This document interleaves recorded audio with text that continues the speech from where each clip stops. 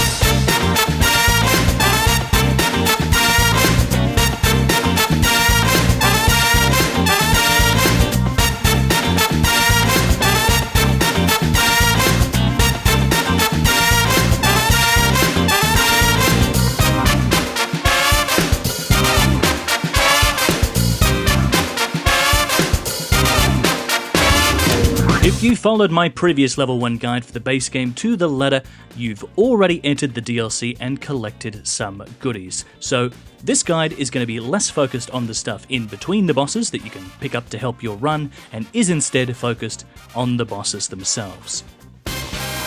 I'm going to assume if you've made it this far that you already have most of what you need. There is one exception: Scadutree fragments. Can you use them? Absolutely. The only requirement to becoming a onebro is to not level up. That's it. You can also get most of the fragments without killing anything. You can get to level 14 and the upgrade curve is front-loaded, so you will get very strong very quickly. I'm not going to show you where all the fragments are, because there are already a whole bunch of guides and maps already online that will show you exactly how to do that. But I will update you throughout this journey so you know when you have the option to pick more up. If you're doing this challenge for the challenge, this may not be the route you want to go down. This can completely trivialize most of the bosses if you optimize, so have a think about how strong you want to feel and do a Scadu hunt if you want to. Once you're done collecting the fragments in the open world, let's take on some early mini-bosses to get even stronger. First up, the Ancient Dragon Man. This is an NPC fight, so Giant's Hunt is the way to go. If you really want to roll through them so you can get to the Jagged Peak and get more fragments, I'm going to recommend something I have completely neglected up until now, and suggest you use a spirit summon. The Great Shield Soldiers in particular, these little guys are insane. They can take a surprising amount of hits even if you don't level them up or use the revered Spirit Ashes, and you can back up an enemy into the wall to keep them stun-locked while you sip your blue drink. These little guys are great. Bring them out, use Giant's Hunt, and this fight will be over pretty quick. Next, head up to the Shadow Keep to fight the Golden Hippopotamus. The Golden Hippo's first phase is real simple, and if you've gotten all the Scadutree fragments, you'll chunk him very hard. He's got some real funky hitboxes, so Ice Spear could be really good to stay away, but where you'll run into a bit of trouble is in his second phase, because his second phase is an absolute mess. The Hippo's quills are really inconsistent, but the good news is that you only need to take him on if you want fragments, and if you've already found a bunch of fragments, his quills won't one-shot you, even at level 1. The Golden Hippo is very weak to lightning, and the water on the ground of the arena makes it even more powerful. I went with the Milady in this fight and used the Deflecting Hard tier to take advantage of his low stance. The Deflecting Hard tier is an absolute menace at level 1 for almost all bosses in this run. This fight is pretty jank, but it's pretty easy if you've been collecting those fragments. Before we jump to the next fight, there is something that you absolutely must do, and that's prepare for the Leda fight. There are a lot of choices to make here, so I'm just going to make it very simple and give you a quick rundown on how to make that particular fight go as easy as possible. Talk to Moore and do a bad thing. Sorry, Moore. Talk to Leda until she decides to kill Hornsent and then assist her to do that. Sorry, Hornsent. Send Arnsbach to the Shadowkeep and get the secret right scroll for him, but do not give the letter he gives you to Freya. That would be terrible. You can actually kill Freya while she's there with a bit of giants hunting to get her sword, which you may want to do, because it's pretty cool. Sorry, Freya. For Thiolier, just move him to the Purple Garden and finish his questline after you fight the Putrescent Knight. And that's it. That's all you need to do to give yourself the best chance later on. Now, if you want to continue hunting for Scadutree snacks, what you're going to need to do is head all the way down to the Dark Light Catacombs to fight Jory. Jory's probably a fight you were thinking would be incredibly annoying at level 1, but actually, no, it's not that annoying. It's actually really dull. Jory can be backstabbed, so a misery cord infused with fire will absolutely decimate, especially if you pop on Royal Knight's Resolve. Jory can be parried, but honestly, if you do it right, you won't need to. You can actually put Jory in a loop, which can prevent them from teleporting away or summoning any minions. If you're using Blessing, this fight will be done pretty quick, and if you're not, it'll be slow, but very achievable. Once Jory is done, you'll be able to pick up the last fragments you can without fighting any remembrance bosses, and that should put you at Blessings level 17, which is a massive upgrade. Just like in the base game, the restrictions you choose for your run will make a big difference. In order to illustrate that, I've enlisted some help. Let me introduce you first to Garney Gubble. Garney is going to have as many Scadutree blessings as possible at every stage of this challenge. His job is to show you just how strong you can be in this game, even at level 1. But he won't be as strong as possible. So if you think Garney is completely OP for a level 1 run, know that you could be much stronger. There are one-shot builds in this game. The sky is the limit. Next we have the Dirty Birdy. DB is going to completely avoid Scadutree blessings and is instead going to abuse status effects. Status effects are amazing in the DLC, even more so than in the base game. Lastly, me, Greg Glintstone. I'm going to take on some of the hardest bosses in FromSoft history at level 1 with no Scadutree blessings and no status effects. Wish me luck. But before we begin, let's chat about mandatory bosses, because if the challenge that you've set for yourself is simply to beat the DLC at level 1, that's a lot simpler than it was in the base game, because the DLC only has 3 bosses that you absolutely need to take on to roll credits. Those bosses are Messmer, Romina, and Promised Consort Radahn. That's it. So if you're only wanting to roll credits, you can skip to those sections, but you can get Scadutree fragments for fighting other bosses, so you may want to take on more bosses than necessary. For everyone else attempting all Remembrance bosses in the DLC, let's get started. Time for the Divine Beast.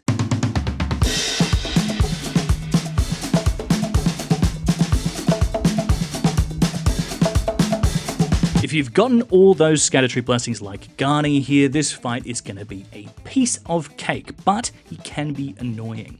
The Lion is one of those bosses that can have camera issues. He has a big model, so you need to stay at a bit of a distance in order to keep all of him in view, so I highly recommend a weapon with a little bit of range. The Lion is weak to Pierce and Fire. Queline's Greatsword is fantastic, the Zweihander too. The Fire Knight's Greatsword is also great, but it has some funky stat requirements, so I'd recommend sticking with the Zwei.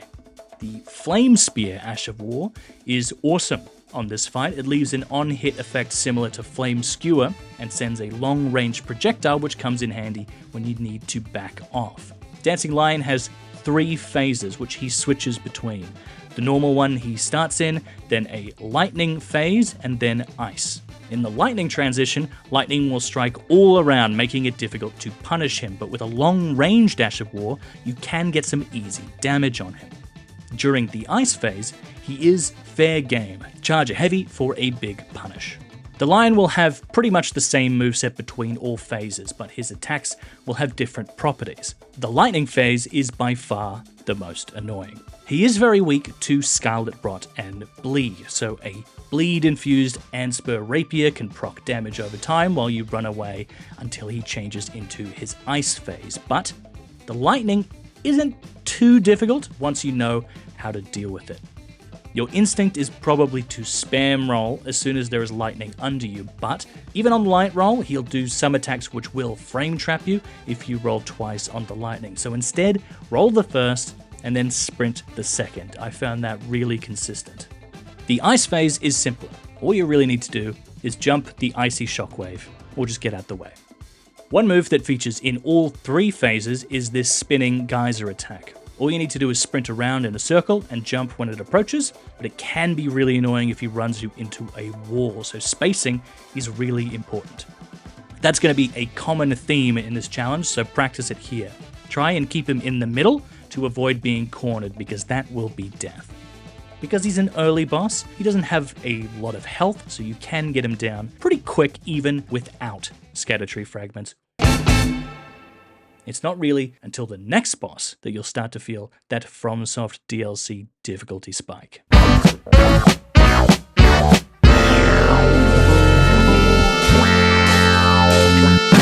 Rellana is one of the biggest hurdles in this challenge. She has an incredibly fast and diverse moveset, which will take time to learn and dodge reliably, but in my opinion, she is one of the most impressive FromSoft bosses, purely because of the variety of ways that you can take her on. In terms of weapons, I highly recommend choosing a pierce weapon with a lightning infusion, or choosing something that can take advantage of multiple status effects like the Anspur Rapier. But separate from weapon choice, there are even more considerations. The deflecting hardtier is, of course, a clear favorite in this fight. The damage and stagger potential is incredible, and it keeps you in a firm position in front of Rellana, which gives you the best chance to react to her combo openers. Another option is parrying. Parrying is a great option because Rellana takes quite a bit of time to recover from a parry, so you can get in some free extra hits. But her openers are so fast that parrying can be very difficult. So I'd recommend preparing to roll the first hits and parrying the slower ones, or even pairing it with the deflecting hardtier. The moves that you really want to fish for are the ones where Rellana jumps to the side. Those are really safe to parry, and you have a good deal of time to prepare for it. If you don't like using the deflecting hardtier or parrying, then the option I recommend most to get your big punishes in is to focus on jumping. Rellana has a ton of moves in her moveset that can be jumped for a big punish. I utilized the pickaxe. The pickaxe is a great weapon for level 1 because it does pierce damage while using the Great Hammer moveset, so the jump heavies on this weapon are meaty. I did find with this strategy I got caught out a lot while recovering because of low stamina, so I found the most consistent way to do this was to roll back after a hit to reset. Mid-roll is really tough on this fight, so getting a little bit of distance is really helpful to avoid her many frame traps.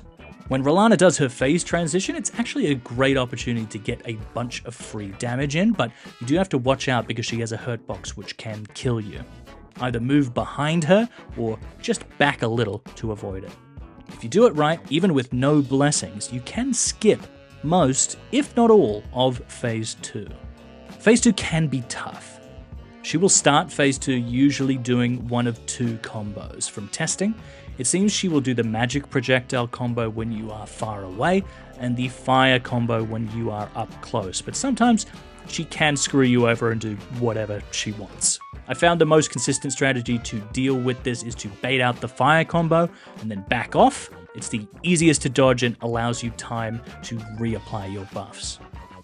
Rellana has a lot of the same moves as Phase 1, but some combos will extend and shoot projectiles. Her attacks will have magical property, however, so watch out for chip damage if you're using the deflecting hardtier. The only other thing you really have to watch out for in Phase 2 is the Moon combo, though if you've already done a run of the DLC, you've already probably figured this one out. Jumping is pretty easy once you learn the timing. Rellana, more than most bosses in Elden Ring, is really a test of reflexes. Her attacks are incredibly fast and varied, so reacting in the right way at the right time is essential. Pick one strategy and stick to it so you can build that muscle memory. It's a very satisfying fight to master.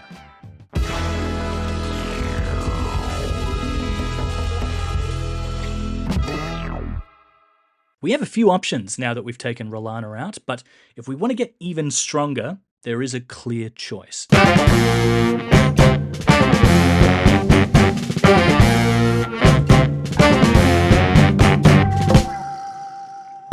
When Shadow of the Erdtree released, Gaius was one of the most hated bosses in the game, and I still don't get it.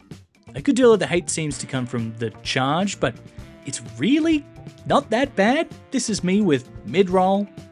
It's not bad. The hitbox is bigger than it looks, and he does track really well with it, but if you dodge in and through him diagonally with good timing, he will go right by you every time.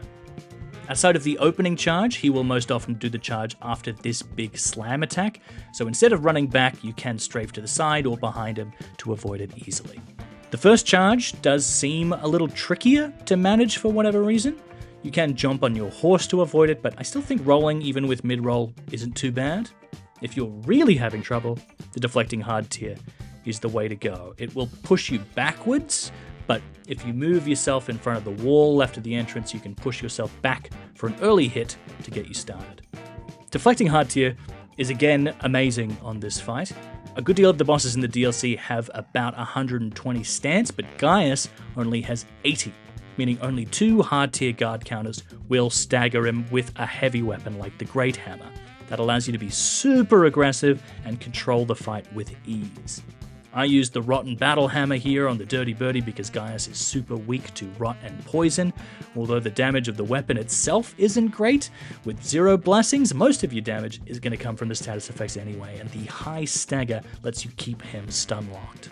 Gaius is resistant to slash damage, so be aware of that. What you should definitely focus on is holy damage, because Gaius is really weak to it. Any sacred weapon will pretty much do just fine. Another really weird offbeat option is actually the Sentry Torch. This isn't a meme, it's actually not bad. The torch weapons got a really weird buff in the DLC and now do insane amounts of stagger really fast. The downside of using a torch to utilize this playstyle is that torches can't do ripostes, but if you carry a Misericord as a sidearm, you can do insane damage very reliably. There are a lot of bosses weak to holy and fire in the DLC. I honestly think a torch run with a Misericord sidearm is very weirdly viable. It's not the best choice, though. I think any weapon with a Sacred Blade infusion is going to be a better choice, and you can even stay at range and fling these off for massive damage, but I do recommend staying close to him because his easiest moves to punish are triggered at close range. He is faster than you'd expect, so be careful with your punishes that have a long recovery time. His big scary combo is the one where he flings around a whole bunch, and this is actually not that bad at all once you get used to it. Dodge left, right, then dodge in and strafe to his side. In Phase 2, he's pretty much exactly the same guy. His moves will do a bit of extra magic damage, so if you're using the deflecting hardtier, you will take a tiny bit of chip, but it's negligible. He does a gravity attack, which can be difficult to manage if he combines it with another attack that requires a specific dodge pattern. You can use your horse to get away, but I found just sprinting did the job 99% of the time. Fighting on your horse in this fight, like pretty much all other fights where you can, is a trap. It's much easier to stay on foot and use the dodge roll or deflect. Overall, Gaius is definitely one of the easier bosses of the DLC, and I honestly don't understand why he gets the hate that he does. He has a very small pool of moves to choose from, and most of them are extremely easy to manage. He's going to feel like an absolute breeze after fighting Rellana. Take all those extra Scadutree fragments if you're using them, and then let's take on the next boss. The hardest thing about Putrescent Knight is getting to him. This run is honestly on par with the Bird Gauntlet in the base game. It sucks. One thing that will really help is Assassin's Gambit. The spell Unseen Form is also a really good option as well. Putrescent Knight himself is really simple. He's really weak to both holy damage and strike, so any strike weapon with Sacred Blade is going to melt him. I use the Celebrant Skull here, really just because of the low stat requirements. And like Gaius, Putrescent Knight has really low stance, so it can really bully him. The Rotten Battle Hammer is also a really good option if you're using status effects, but his weaknesses mean that you can likely do more with raw damage than damage over time. The only benefit with damage over time is that he is sometimes quite difficult to hit. He moves around a lot, and sometimes you can only get a couple quick swings before he rides away. The big scary combo that Putrescent Knight has is where he separates from the horse. You do have to practice a bit so you end up in the best position to maximize your punish at the end of the combo. That worked for me pretty consistently. You don't get a ton of opportunities to get big hits on him, so deflecting hard tier is really great to maximize your opportunities. Another weapon that I think is great here is the Halo Scythe. The Halo Scythe has a projectile Ash of War that can be spammed to do massive damage, even with no Scadutree blessings. It's really great for getting punishes in where you might normally be unable to close the gap. For this fire move, the flames really aren't too scary. Just make sure to unlock the camera for the second phase when the flames go behind you. But other than that, he will sometimes do a quick flame blast, which he'll follow up with a swipe with his weapon. Outside of those moves though, there's really no significant differences in phase 2. You should get them before long if you've gotten this far. And that's it for the easy bosses for a little while. We're now going to take on one of my least favorite bosses in Elden Ring.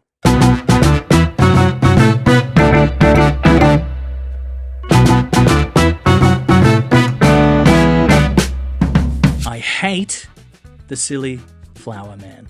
I hate him because of these damn thorns. These thorns, who knows how they work? I don't get it. There is a follow-up hitbox that stabs out even if you dodge the first, but it only sometimes comes out. I just don't know. Sometimes jumping seems to work, sometimes it doesn't. It's a shit show. Sorry I can't be more helpful on this one, but it's just one of those fights that is a little bit janky. Luckily, he does have very low health. If you have as many Scadutree blessings as you can at this point, like Garney here, you'll destroy it with Flaming Strike. Definitely use fire here. The tree is extremely weak to it, so not using it does put you at a disadvantage. The only other suggestion I might recommend is Ice Spear. Like dragons, the Scadutree Avatar takes more damage on its head, so you can play more at range and fire these off for pretty respectable damage, but he'll often do his most dangerous and janky moves at range, so that's probably not what you want. He's also weak to poison and rot, but when you could just nuke him down, there's not really much point. Fire is definitely the way to go here. Flame Spear on a weapon that can get a lot of quick hits in, like the Clean Rot Knight Sword, is awesome. The Clean Rot Knight Sword is a fantastic weapon. We're going to make good use of it in this run. It lets you get a lot of attacks off with your weapon buff, so it's really good to make use of Ashes of War like Flame Spear, and the range on the Flame Spear also allows you to get some punishes you wouldn't normally be able to after retreating from the Avatar's Get Off Me attacks. The phase transition charge here has a particular timing, which you can get used to pretty quickly, but if he backs into the wall or hits a tree, it can mess him up and force you to adapt, which can be very annoying. Alternatively, you can use something like Vow of the Indomitable to completely skip it. There is also an explosion that this comes handy in the last phase. It can be really hard to dodge without Vow because of the lasers that follow, and it puts you in a really good position to punish him. Another weird niche option you can use is the perfume bottle, which has a really interesting interaction on this boss. During the phase change animation, you can use the Ash of War Rolling Sparks to use a wall of perfume, which the tree will rush into, doing massive damage. The downside is that the perfume bottle really sucks outside of this interaction, so any weapon with Flaming Strike is going to be way better, so keep it as a sidearm if you want to use this strategy. Overall, the biggest challenge here is overcoming the jank and staying patient. He has a bunch of get-off-me attacks, so you'll often find yourself running away instead of running towards, and that can be really frustrating, especially when he fires off those thorns. The name of the game is maximizing the windows you have to do as much damage as possible without getting greedy. Getting one Flaming Strike or 3 R1 attacks with a fast weapon is the way to go. There are some moves where that's not possible, so watch out for those and adapt. The jank it's just going to happen. You're going to need to prepare for that, and it will probably be frustrating. This is definitely one of those fights.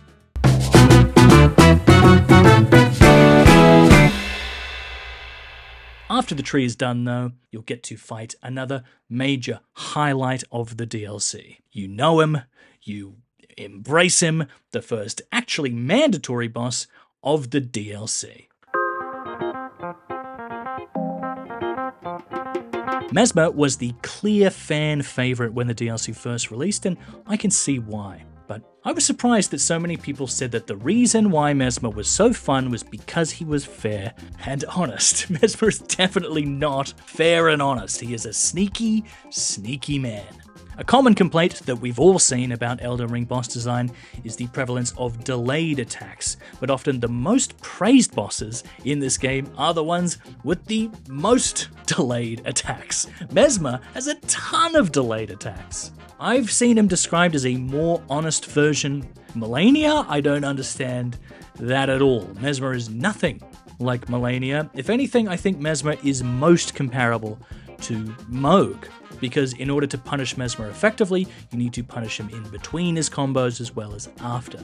His fire also has a much wider spread than you'd think, and it needs to be rolled in the same way that you dodge his spear. Messmer can be parried, and you can use the deflecting hard tier, but the opportunities for doing so are rare, so I wouldn't encourage it. The tricky thing about Messmer is that he is slippery. Often he will spin around you in combos and you can end up at his back, making it hard to see what the first move of his next combo will be. He'll also throw out fireballs and hide the follower behind the flame. So you need to prioritize vision of Messmer over punish windows, because despite his many delayed attacks, some attacks can be really fast. Messmer is weak to slash damage, and he's also vulnerable to pretty much all status effects, cold in particular. Now that we're about halfway through the DLC, health bars are starting to get pretty big if you're not using Scadutree blessings. For that reason, stacking status effects becomes important. On the Dirty Bird, I use the Raptor Talons, which have innate bleed with a cold infusion. Raptor Talons are fantastic because they have a hidden passive increase to jump attacks, which stacks with Raptor of the Mists. In Phase 2, you can switch to the Ansper Rapier if the resistances get too high. The damage over time here is really good because he does have very long combos where you can't punish him at all. Messmer is also really weak to Holy in Phase 2, but because he has such a high resistance to Holy in Phase 1, I wouldn't recommend building for it, especially because Phase 2 is actually quite a bit easier than Phase 1. There's really only one combo that requires a specific solve, and that is the big multi-thrust attack that he does in both Phase 1 and Phase 2, and that one's pretty easy to deal with once you get the muscle memory down. What you want to do is roll into him while he's doing the multiple thrusts. For whatever reasons, the attacks will completely miss you from this position, and he will go over your head and slam down while you stand there and allow your stamina to reset. Pretty simple. The other tricky one is the snake combo in Phase 2, but there are many ways to dodge it. The method I stuck to was to run back until the fourth snake, then roll right. Roll the follow-up and he will slam down just like the multi-thrust attack, which you can punish easily. In Phase 2, he has very big punish windows after his snake combos, but some of his punishable combos from Phase 1 will now extend, so be careful. Although Phase 2 is easier, it does require patience, so stay calm and wait for safe moments. I decided to go with Freya's Greatsword in this fight because it's one of the strongest slash weapons without innate bleed, and I didn't want to use status effects. The backhand blades are also fantastic here. While I don't think Messmer is a fair and honest fight, I do think he is one of the best in the game. I love how sneaky Messmer is. He is a snake through and through, which makes taking him down all the more satisfying.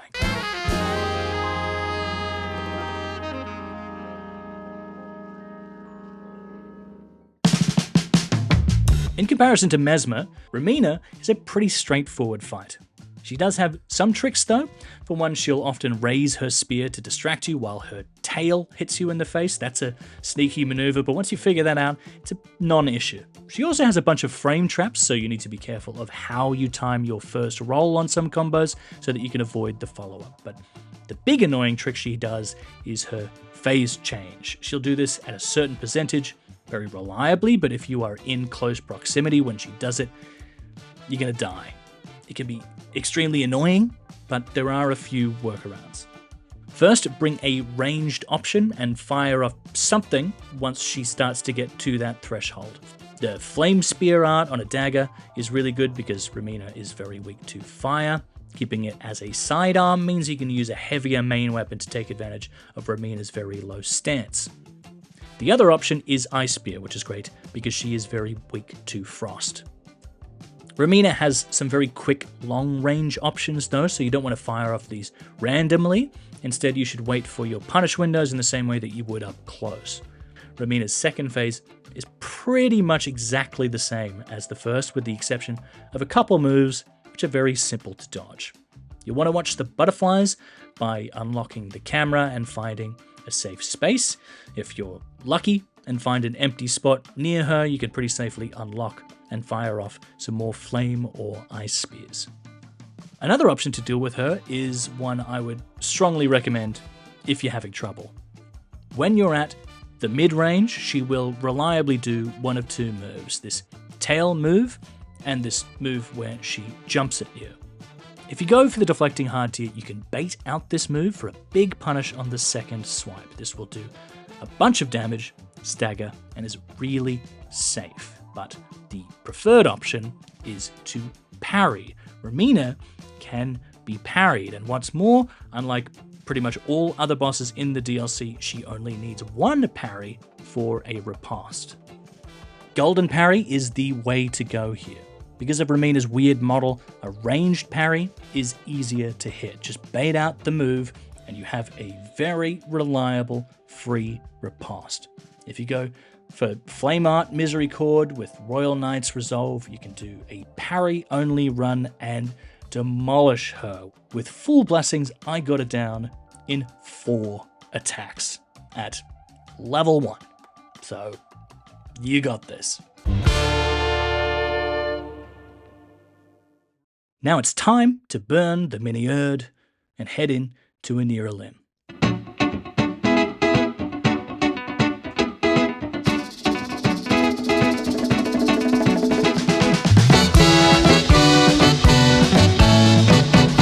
Near Limb is another zone which is very annoying to traverse at level 1.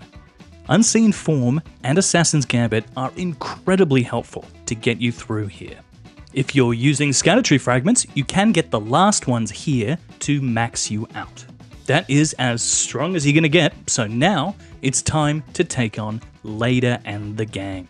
This fight is an NPC free-for-all, just like the fight before Fortisax, but it is much harder, especially if you're not using Scadutree blessings. But there's a few things you can do to make it easier. In my opinion, NPC fights are fair game to abuse in any way you want. If, like me, you're doing the DLC with no status effects or summons, you can ignore those restrictions here. You may say, I failed the run. I say, shut up. The NPC summons make the fight a lot easier, Ansbach in particular, because his attacks are good for hit stun and they do bleed. Thiolier is weaker, but his poison is helpful and he pulls aggro, which is really what you want. The Great Shield soldiers are amazing here. I used them to keep Dane and Leda busy until Ansbach and Thiolier were summoned, and then I just kept away and either flung ice spears or waited for an opportunity to Giants Hunt. They go down surprisingly quickly with all the status effects, and you can't just wait them out if they've been poisoned. This fight without summons is an absolute nightmare, and should only be attempted if you're restricting yourself to a sadistic degree. Otherwise, I'd recommend you do anything you can to bypass it completely. Once you're done, you have a clear path to the last boss in Elden Ring, but before we do that, we have some more optional bosses to take on. I've talked about Bayle a bit previously. I've been pretty down on him because there is one move in particular that he does a whole lot that really sucks. This fire breath, it's buggy as hell. What is happening here is actually a problem with how FromSoft has programmed the fire physics. It's not the move itself. The fire bounces. So if it hits some debris or the wall behind you, it can kick back and just hit you randomly. It's really annoying, especially when you're learning. I have, though, found a way to avoid it most of the time. What you want to do is run as close to him as you can and then do a sharp turn. I like to jump for a little bit more distance. This can still occasionally trip you up, but this was the most consistent strategy for me. Even still, he does have some other annoying tricks up his sleeve. In his phase change, what you'll want to do is lock on and run in a circle, avoiding the fire he lobs down, but lightning will also be scattered around.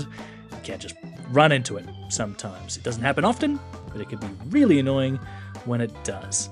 He can also pass behind a rock, becoming untargetable in this section, so if you're not ready for that, your camera can swing randomly around, so be ready for that.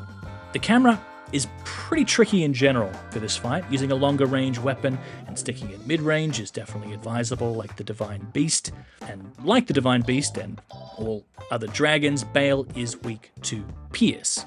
The Sword Lance is a great weapon, which you can get with Gaius' Remembrance. It has some really funky stat scaling, so putting bleed on it does really big numbers. And Impaling Thrust is a great option to punish safely. The Zweihander is, again, of course, another reliable option. You may be wondering if the Dragon Hunter Great Katana is a good option here, and yes, but it's a little tricky. You could spam the skill, but it takes a while, so you won't get too many opportunities, and it's also a slash weapon, so any attacks that aren't the skill will do less than a pure pierce weapon. With the size of his health pool, I would actually recommend using Ice Spear as a ranged option. That's best in combination with the Bleed Ansper, so you can tick away with dot damage and do some early burst. For this fight, though, I would actually recommend just getting big damage on his head. Getting damage on Bayle's head is a lot easier than other dragon fights because he often ends most combos by putting it within reach. It's much easier than hacking away at his legs. The one exception is this big combo. You'll want to roll and then sprint up to his stump leg and get a big punish.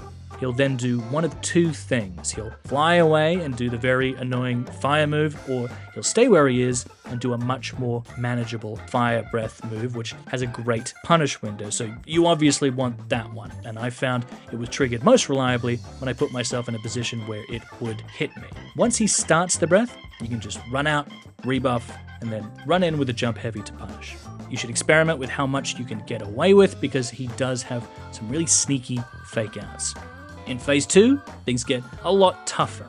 Bayle will give you less time to punish because most of his attacks will leave lightning on the ground, so you'll need to position yourself away from the lightning before you can even think about swinging at him. This is especially tough on mid-roll because you'll have that much further to travel before you're safe. There are two big new moves in Phase 2 that are particularly scary. This first one is actually pretty easy to deal with. There will be an initial slam and then after a beat, a huge explosion.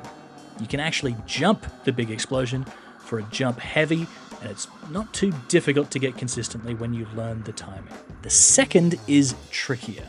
Bayle will fly in the air again and do two big lines of fire, one left to right and one straight towards you.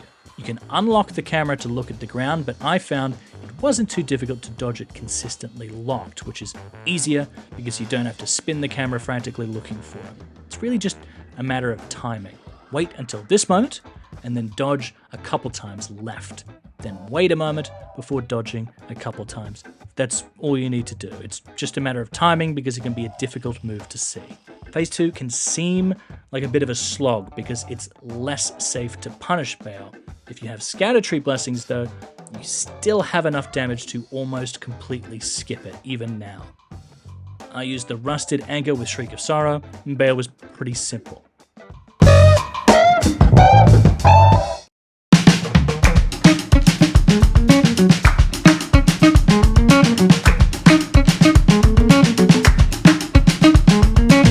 Before fighting Midra proper, you'll have to fight Mini Midra, and that can be annoying, especially if you have no Scadutree blessings. You can just completely bypass this part of the fight by slapping on Giant's Hunt, so do that. Just treat it like it's part of the run back, it's honestly trivial. The real fight is a lot more interesting. Midra, like Bayle, has a lot of fire moves, but luckily it seems to follow completely different rules. It's very simple to roll through a lot of Midra's fire, or just strafe around it. Strafing is a really important method to deal with Midra's moveset. It is well and truly a dance. 2 combos in particular are really good to watch out for because good strafing will reward you with a really big charged heavy every time, and he does them really often. Midra is weak to slash. The Great Katana is great here because it has a great moveset and native bleed, meaning you can combine status effects like Cold for big burst damage. Midra has the highest health bar in the game, but status effects make it pretty manageable. Another good option is the Knight Rider Glaive. The Knight Rider Glaive has a unique charged heavy that is really strong, and considering you have quite a few opportunities to use charged heavies in this fight, it's a really good option. Another great option in this fight is parrying. A bunch of Midra's moves can be parried and they're pretty slow and delayed. He does have some quick moves like the fire and the stab, but the majority of the parryable moves are very easy to react to. I used the Shamshir for no other reason than I like it. Misery Chord will probably give you the best results with this strategy. Midra also has some moves which can be jumped for a good punish, and this move actually has a very unique solve where you can just crouch and avoid it completely. Just make sure you don't charge a heavy too early because he will knock your teeth out. The phase 2 transition can take a little practice. You want to spin around him a bit and then back off. Practice it so you can run far enough to avoid the explosion, but close enough to move in melee quickly, because this part of the fight is what I had the most trouble with. When the explosion goes off, it can be quite difficult to see what Midra is doing, and he can sometimes fire some projectiles at you very quickly. You really want to get in close fast. In phase 2, his moveset is pretty similar, but he does have new tricks. This combo looks a lot scarier than it is. The fire on the ground seems like it would kill you, but the hurt box doesn't linger long, so you can roll it without too much trouble. Once you learn the timing, it's pretty simple. The only other move to really worry about is the orb, which he can send out. It's very avoidable once you clearly see where it lands. Just run back to mid-range and you're pretty safe. Midra is a boss that many people love, and it's easy to see why. At level 1, his moveset really shines. Dodging his attacks feels elegant and satisfying. It's a great fight.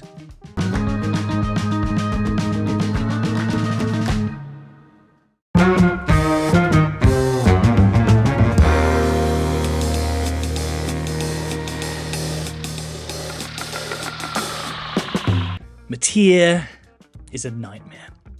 Unfortunately, this is one of the worst fights in this game. It sucks. It's such an amazing design. It's so cool. It's just terrible to play, especially at level 1. To start, Mummy Fingers has some wacky hitboxes. For this combo in particular, you really want to pay attention to the shockwave on the ground. When you're at her side, this move sucks. I hate this. You never want to be at her side for this reason. Always try to stay in front.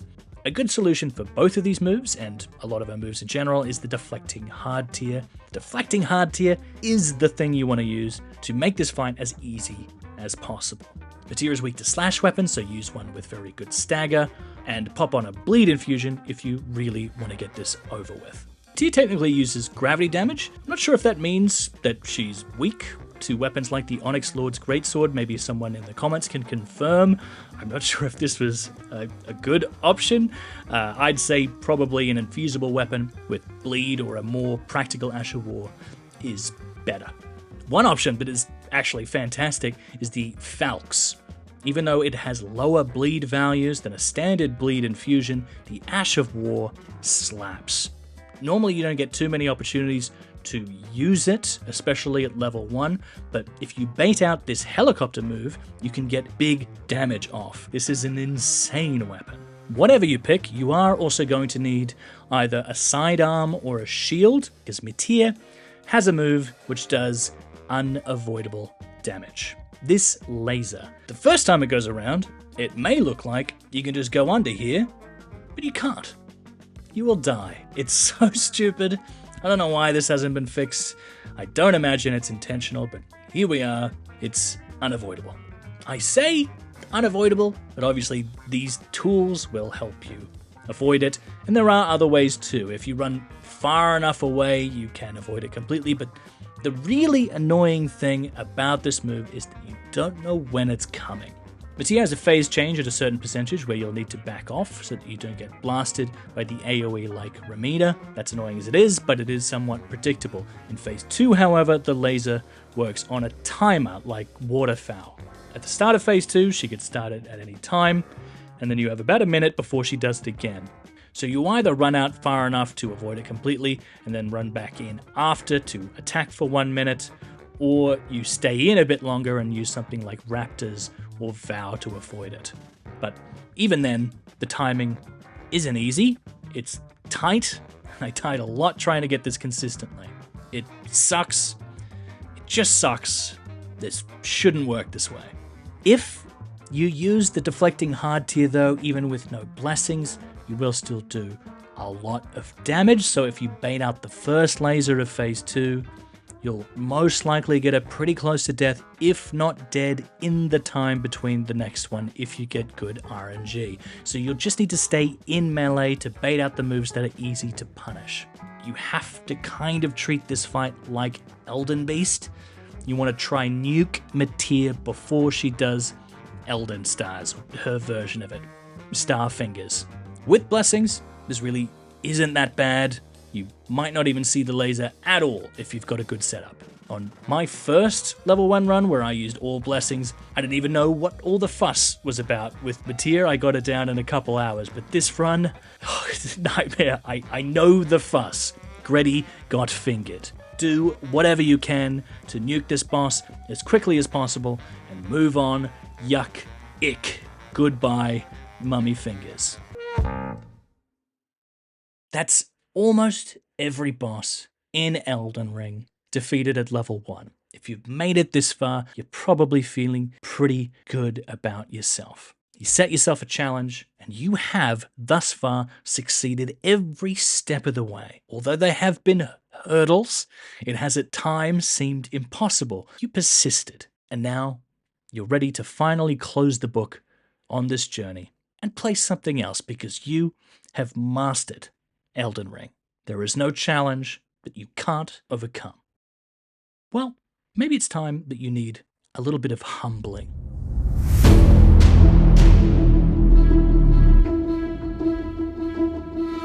Promised Consort Radahn is probably the most controversial boss in FromSoft history, and shortly after release, he received some pretty significant nerfs. I fought Radahn at level 1 pre-nerf.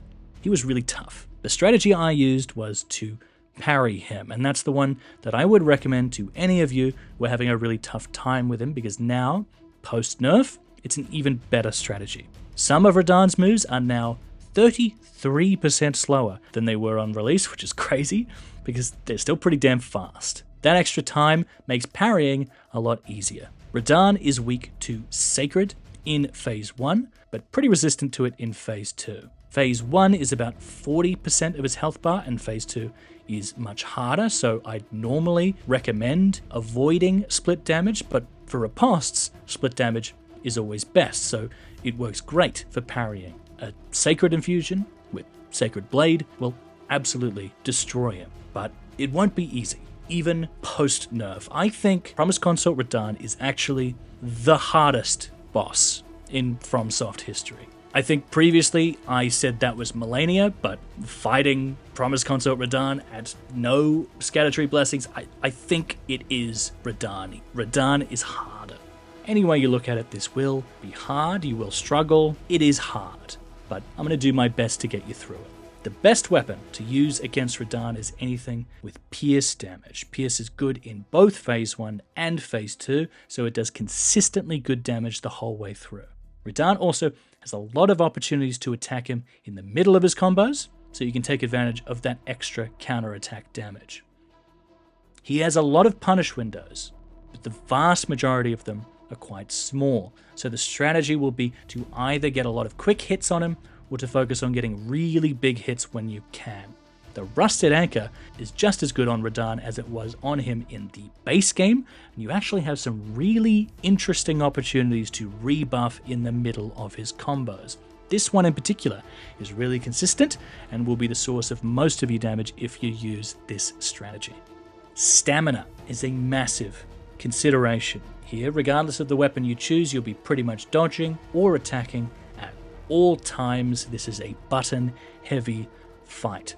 Sometimes you may have to forego a punish in order to let your stamina bar refill, especially if you're a big dummy Dumbo like me and you're wearing a hat that reduces your max stamina. Don't be me. The option I strongly recommend is to use either the Antspur Rapier or the Cleanrot Knightsword. The Thrusting Sword moveset has quickly become one of my favorite movesets in all of Elden Ring. I love faster weapons in Elden Ring because using them makes fights feel much more interactive. If you've ever felt like Elden Ring was turn-based and you never get an opportunity to get a hit in, use a thrusting sword. There is no downtime. You're always either dodging or attacking. Attacks are fast, so you can get in attacks where you couldn't normally. There are two options when you use this playstyle. The first is just spamming with R1s. That'll allow you to do the most damage consistently, and is definitely the option if you want to inflict status effects. The hefty rot pots are also really good if you want to proc rot quickly. In Phase 1, just one hefty rot pot can inflict it. The other option is to go for stagger. There are only a couple times where you can get a charged heavy off with a bigger weapon, but a thrusting sword can do it a whole bunch. That will help, especially in Phase 2, when opportunities to rebuff are rarer. Speaking of Phase 2,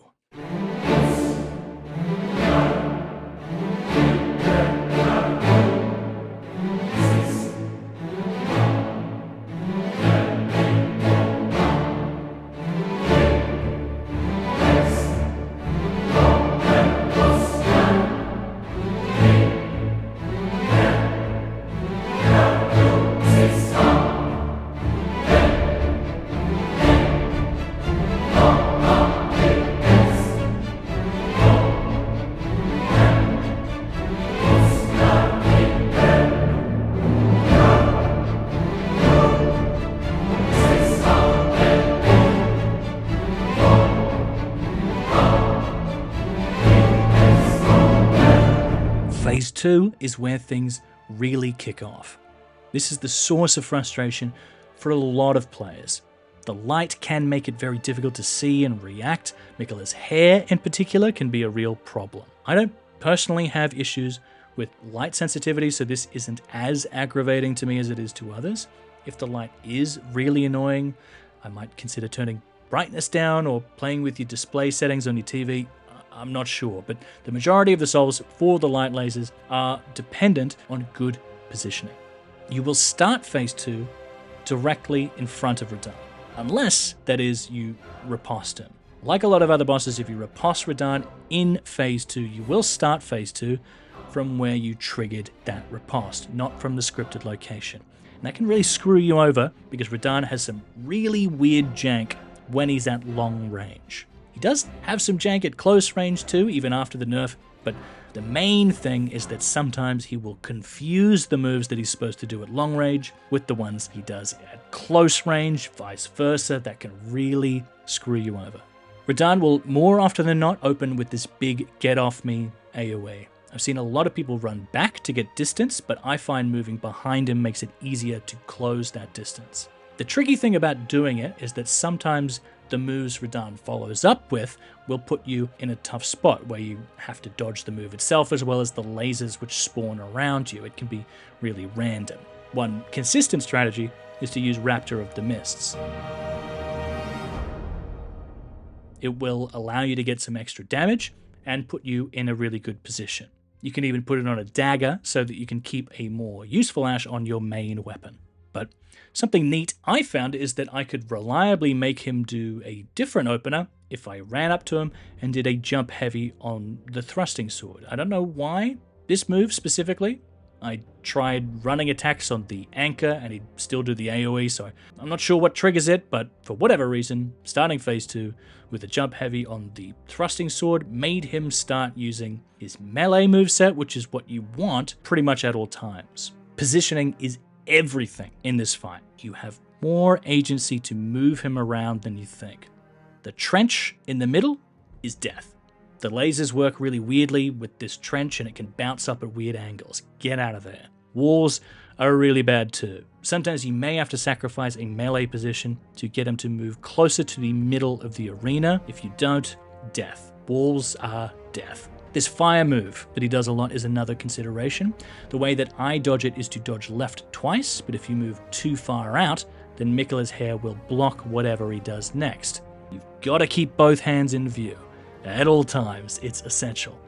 Radahn has 2 moves he'll do with a sword at range. One will fire a projectile, and that can be rolled through after a delay, and the follow-up is usually this left arm swipe, but sometimes can mix it up, so beware. The other is this faster AoE. You can dodge in any direction to avoid this, but watch out if you dodge into him, because he can frame trap you with a follow-up. Dodging backwards is the most consistent, but the trade-off is losing the melee position. At range, he will also do this dash, where he will teleport to you. It takes specific timing, but you'll want to dodge through him. Don't be too committed with the punish, because you can recover pretty quickly from this one. The other one to watch out for at range is this crazy dash move. It looks scarier than it is. You'll just want to sprint to the right, and then roll to dodge the last hit. Anticipate the follow-up. It can be one of any number of moves, so keep a close eye on him. He will do this move in both phase 1 and phase 2, where it'll try and pull you in. Sometimes he can do that in melee. For whatever reason, if that happens, you'll just need to keep sprinting, because the phase 2 version extends forever. Luckily, the solve is simple. At melee, he will also do this dash move. This one's easy, just stay at his feet. There is no hurt box there. He will pass right by, take the opportunity to rebuff, or just sprint towards him to get back into melee range. There are 2 moves which will likely give you the most trouble. The first is this big spinny combo. It's actually pretty simple. He can do this either at range or up close. Either way, it's dodged the same. Dodge the first 2 swipes, then wait a bit. He'll attack a third and a fourth time. You can dodge both at the same time if you time it right. Roll left to avoid the light laser, then dodge his upward slash, and again on his slam. If you dodge it this way, you should be in front of him, which is, again, where you want to be. The other really big scary move is, of course, this Metyr attack. This is dodged in a very specific way, which can really mess you up if he does it when you're not in position. What you'll want to do is dodge through him, and then run in the other direction as far as you can. I like to do a little bit of a swerve to the right to make the rocks a little easier to dodge, and I dodge with a jump for a little more distance. Then you'll want to move backwards until the last hit, and then roll, wait, roll. This should again put you right in front of him for the punish. The last move to consider is the big explosion. Radahn will land wherever he took off, so what you want to do is run as far away from that spot as possible. No rolling, sprint. Outside of these moves, and yes, I know that's already a lot, but outside of these moves, the rest of his moveset works exactly the same as phase 1. There will be lasers shooting out everywhere, but they can still be dodged in the same way, so if you can clear phase 1 consistently, then you really only need to worry about those crazy new moves. And once you get them down, it's really just a war of attrition. But It will take persistence and patience. At the end of my guide for the base game, I said that the Elden Beast fight was a real anticlimax. I feel the opposite way about Promised Consort Radahn. Radahn is the perfect ending to this challenge. His moveset echoes some of the fights you've already overcome. Promised Consort Radahn has a similar dodging rhythm to Godfrey. He has Mohg's fire, and the light pillars themselves work similar to his blood. You need to first learn how to dodge his swings, and then you need to learn the AoE attacks that follow. Like Margit and Morgott, Radahn must be overcome by attacking in the middle of his combos and in between delayed attacks. You need to respect his get-off-me moves and position yourself well to give you the best advantage against his most intimidating attacks. There is also a little bit of jank that must be navigated. It's that little bit of chaos that makes these games what they are. Sometimes they just fuck you. It isn't fair, it isn't honest, it's cruel and evil and just mean. That's what these games have always been. Embrace it. Promised Consort Radahn is the culmination of everything you've learned through your time with this game. At 0 Scadutree Blessings, this is a long fight. It is by far the hardest challenge I've ever undertaken in a video game. There were times where I considered even changing my own restrictions and making myself stronger just to get through it, but I persisted. I persisted because it would be pretty hypocritical to teach you how to do this if I can't do it myself. And so eventually, I did it. And then I did it again, and then again. I won, and it felt really, really damn good. If you've come with me on this journey all the way, and you dedicated yourself to sticking it to the end, keep at it. Let it take time. Winning isn't the real objective here. The objective is to improve. Allow each new personal best to be its own victory, and let the satisfaction from those little victories carry you along to the end. Otherwise, each loss is another roadblock between you and your win instead of another step towards it. You need to lose a lot to win in this game. Accepting that will make it all the sweeter when you finally land the final blow, because it won't be relief that you feel, but pride. Setting yourself a challenge and overcoming that challenge feels good, even when it's some ridiculous thing that you've decided to do in a video game. So let it take time. Good luck, future onebro. Don't you dare go hollow. The rest is up to you.